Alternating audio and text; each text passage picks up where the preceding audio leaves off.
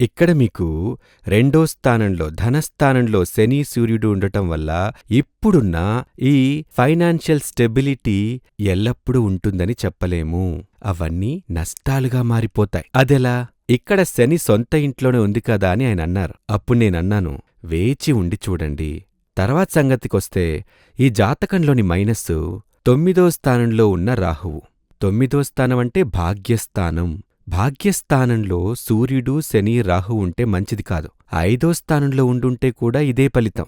5దో స్థానంలో ఉండుంటే ఇంతకంటే ఎక్కువ. ఎందుకంటే 5దో స్థానం యొక్క 5దో స్థానమే 9దో స్థానంగా చెప్తారు.